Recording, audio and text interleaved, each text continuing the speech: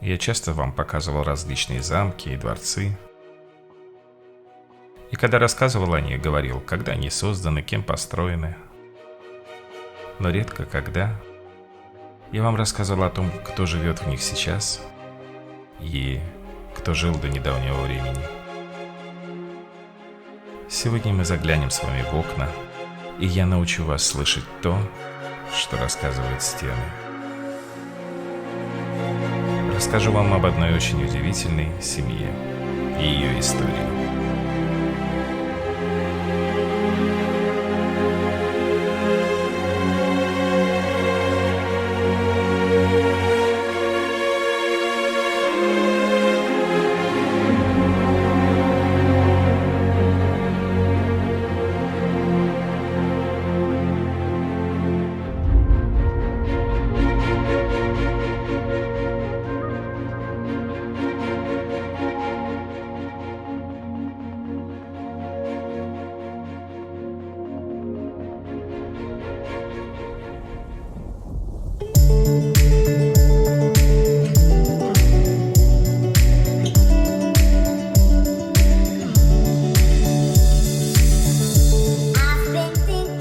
В очередной раз просматривая интернет в поисках места, куда бы еще поехать, чтобы вам еще показать, я совершенно случайно наткнулся на статью о семье, которой по реституции вернулись ее законные владения. Мне не составляло труда найти телефон, я позвонил, на другом конце ответил приятный женский голос. Я предложил снять о них видео, и мне сказали, почему бы и нет, приезжайте. Ну и я поехал.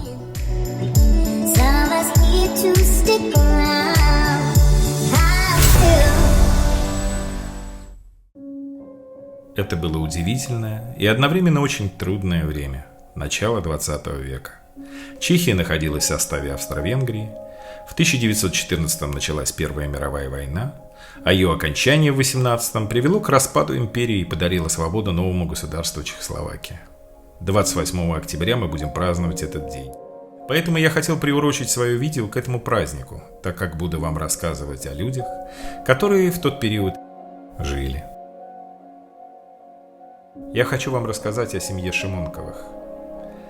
Йозеф Шимонок родился в обычной крестьянской семье в небольшом поселке Странец в районе города Мнельник в 1862 году. Дом, в котором он родился, я не нашел. А вот дом, который он построил своим родителям, до сих пор стоит. Представляете? Родители отправили его учиться в гимназию, и в результате, без всякой поддержки и кумовства, он закончил Чехословянскую академию бизнеса в Праге и пришел работать на практику в офис компании «Шкода», где заслужил большое доверие и был взят на постоянную работу. После этого он еще работал в представительстве «Шкоды» в Киеве, в Российской империи, и потом в центральном офисе в Вене. После Первой мировой войны Йозеф Шимонок был назначен председателем совета директоров. Он ловко реорганизовывал производство, вел переговоры по всей Европе и успешно выигрывал конкурсы у больших конкурентов, таких как Крупс, например.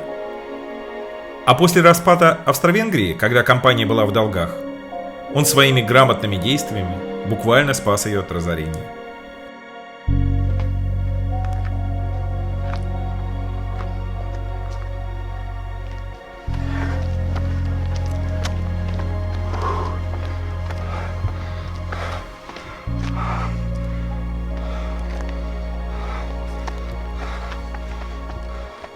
Он умер в 1934 году, оставив за собой славную историю доброго и честного человека, совершившего головокружительный рывок по карьерной лестнице от простого служащего практиканта до президента компании «Шкода».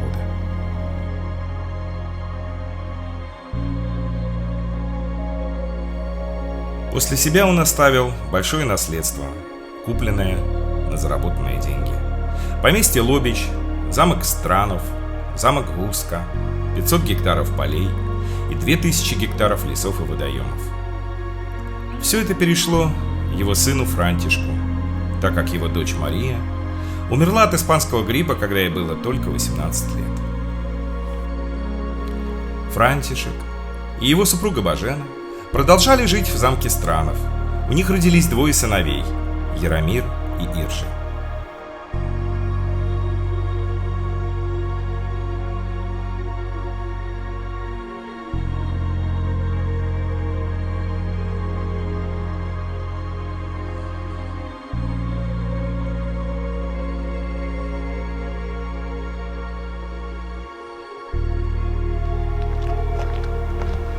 Но самые главные заключения с этой семьей стали происходить тогда, когда началась Вторая мировая война.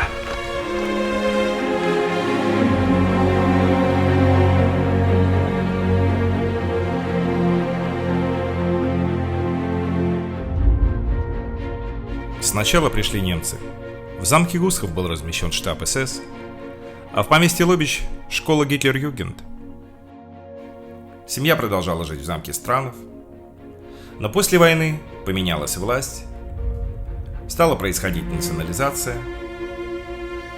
В 1950 году Франтишек Шимонок погиб при очень странных обстоятельствах. Видимо, это была подстроенная автомобильная авария с другим участником, сотрудником СТБ, Чехословацкое КГБ. После смерти мужа его жена оставила полностью замок и ушла жить в церковный приход, который многие годы поддерживала финансово. Их дети продолжали жить в поместье Лобич в одном из небольших помещений до 1951 года, когда их в одночасье с маленькими детьми выгнали из дома. Помог им тогда друг семьи, чешский писатель Эдуард Шторх, который поделился с ними своим дачным домиком в той же деревне, который когда-то получил его в подарок от Йозефа Шимонка. Постепенно улучшая его, они доживали там свою жизнь.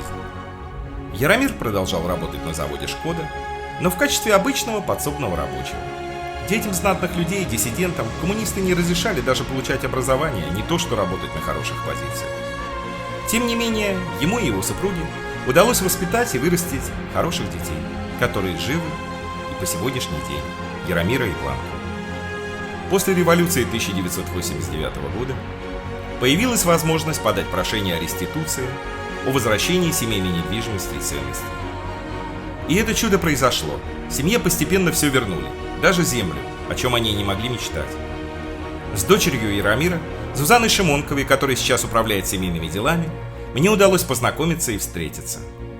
Я задал ей несколько вопросов.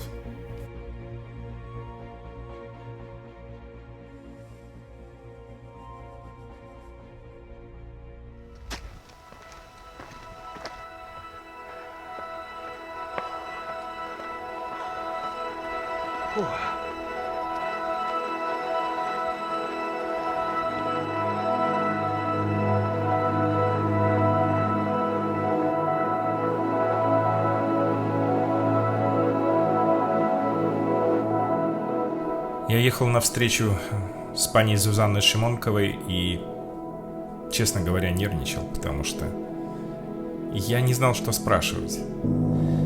Ведь тот фильм, который я хотел снять, как очередной о природе, о замках, о красоте, превратился больше в фильм о ее семье, о обычных чешских жителях, которые достигли всего сами, столько вытерпели. Я не мог об этом не рассказать вам. Пусть она простит меня, и вы простите, если это не то, что вы от меня ожидали.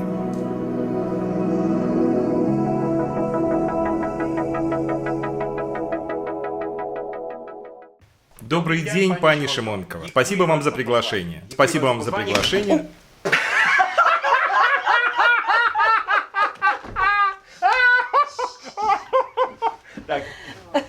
Сначала я хотел бы вас поблагодарить за то, что вы пустили нас до своих дворцов и замков, и мы могли совершенно с новыми ощущениями, первый раз в жизни, ощутить что-то как-то по-другому, потому что обычно мы ходили с экскурсоводом, а теперь могли смотреть на все свободно. И, конечно же, у нас возникло много вопросов, которые хотел бы я вам сейчас задать. Первое, это... В то время вы были еще совсем молодой, когда получили вот этот ваш, вам вернули первый град Гуска, но вы уже были практически взрослые, наверняка все понимали, поэтому хотел бы спросить вас, что ощущали ваши родители? Во время реституции был жив еще мой дедушка, который все еще это помнил. Он родился в 1922 году. Тогда он был на пенсии и был очень спортивный. Нас переполняло большое чувство, что нам все вернули. По правде сказать, что никто из семьи в это уже не верил.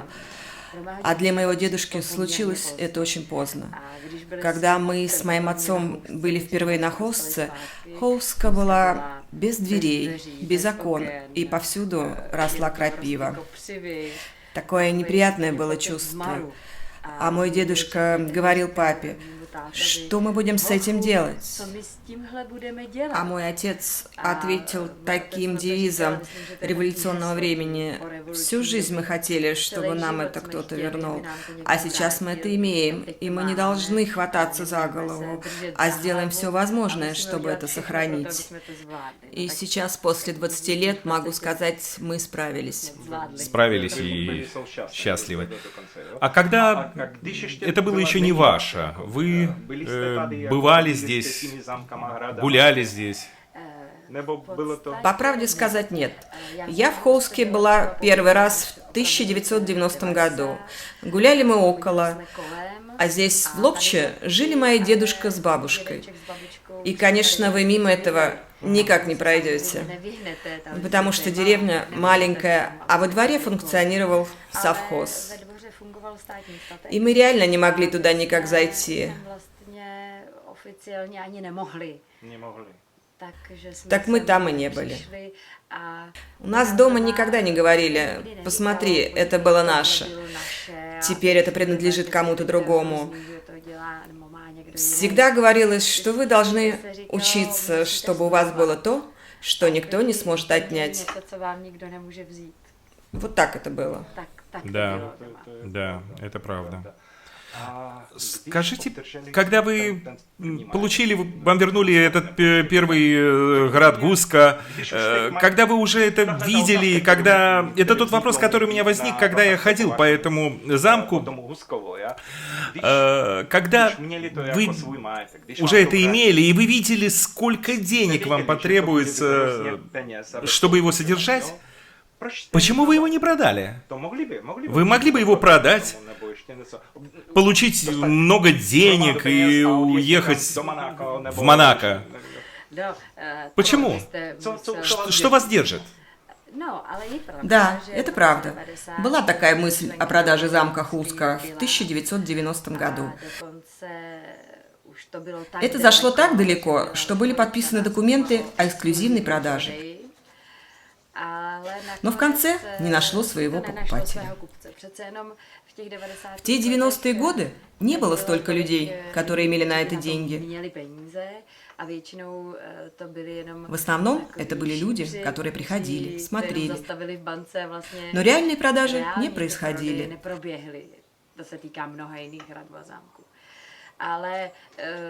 Но сегодня мы рады, что наше имущество не продали. И стало уже традицией спрашивать нас о продаже. А моя единственная амбиция – это ухаживать за нашим имуществом, немного расширить, чтобы мои дети, когда станут совсем взрослыми, я не должна была им говорить: если бы я раньше это не продала, то могла бы тебе что-то оставить. Я лучше им скажу, что я получила это от своего отца, и оставлю это вам. А уж вы делайте с этим, что хотите. Потому что человек не может полагаться на следующее поколение и не может им ничего диктовать. Вы нашли в том какой-то смысл.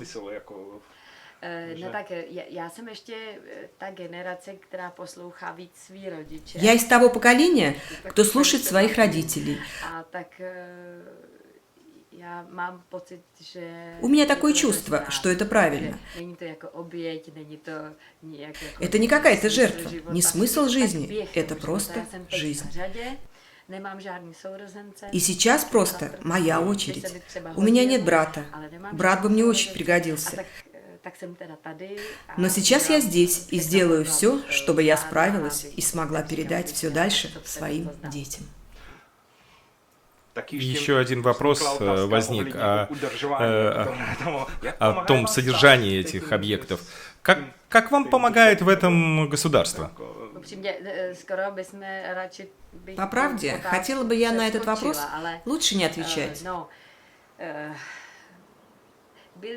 Мы были бы рады, чтобы государство нам лучше бы просто не мешало, если оно нам особо не помогает. На другую сторону, мы реставрируем красные готические фрески. С другой стороны, мы, например, реставрируем красивые готические фрески в замке Холска, а помогает нам в этом Либерецкий край с помощью специалистов Общества охраны памятников. Эти отношения очень хорошие, и могу даже сказать, что они теплые и разумные. Думаю, что там все поняли, что мы хотим Холску оставить, и все сделаем для того, чтобы люди туда ходили, чтобы мы имели для них что-то новое, например, эти фрески. Так это какая-то помощь, но это очень долгий путь. Например, фрески в часовне обошлись 2,5–3 миллиона крон. Мы над этим работали больше 10 лет.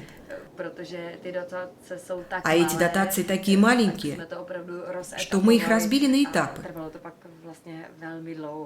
Но здесь эта помощь была конкретная. Вообще, помощь государства к частным памятникам очень маленькая. Да, да. Ну вот об этом я и говорю, потому что когда я увидел вот эти огромные проблемы и сколько потребуешь на это денег, чтобы это все содержать, то знаете что? Вот здесь всегда мы в детстве имели какую-то мечту, что я буду принцем или принцессой, буду иметь замок свой, а теперь вот после всех этих прогулок я уже не хочу. Я вам точно говорю, что я никогда не хочу никакой свой замок. Это большие проблемы. Это очень много работы. Это... Да, это так. Когда кто-то имеет классический дом, это, например, 5 комнат и кухня, то здесь этих комнат немного больше. А заботы все одинаковые, только во много раз больше. А так все, в общем, одинаково. Ходите и смотрите, здесь надо доделать, здесь переделать. Конечно, было бы хорошо, чтобы были какие-то дотации, которые позволяли бы нам постепенно брать оттуда деньги, а не так, что сначала мы платим из своего кармана полную сумму, а уж потом надеемся, что достанем все обратно. Это же десятки миллионов крон. Теперь уже точно я могу это говорить. По прошествии 20 лет и каких-то 20-30 миллионов крон потраченных, все это очевидно. Скажите, ощущаете вы себя принцессой, королевой или пока нет? У меня тут кто-то спрашивал, что у меня в жизни произошло самое лучшее. Я ответила, что я хорошо вышла замуж, у меня хорошая семья, и я себя чувствую, но не как принцесса, а скорее как королева, ведь у меня отличный муж. Он обо мне заботится. В этом есть смысл.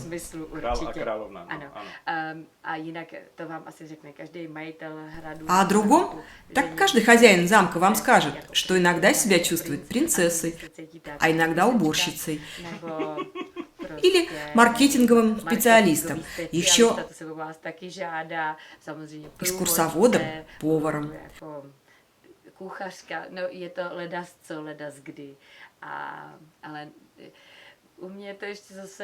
А у меня еще интереснее, потому что я занимаюсь земледелием и лесничеством.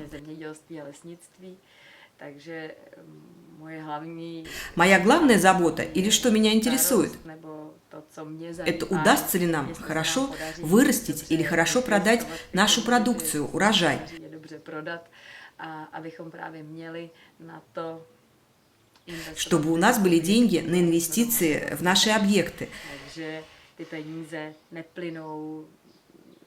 Ведь на самих замках деньги мы не зарабатываем, а должны зарабатывать где-то в другом месте. Musíme je vydělat jinde, to tak samozřejmě je.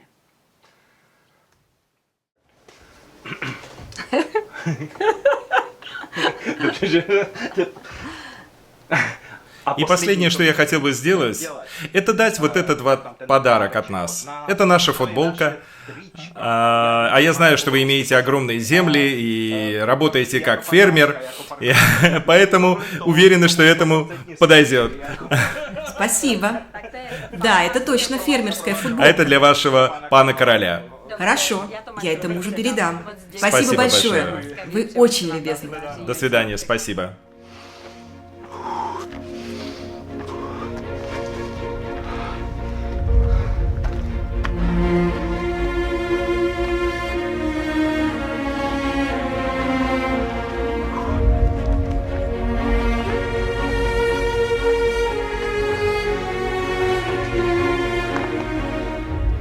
Все время, пока я рассказывал, я шел, если вы не заметили. Шел я, поднимаясь в гору Ржип. Это святое место для каждого чеха, потому что именно отсюда, как гласит легенда, и началась когда-то сама Чехия. Стоя здесь, я хотел бы вам донести ту главную мысль, ради которой я сделал этот фильм.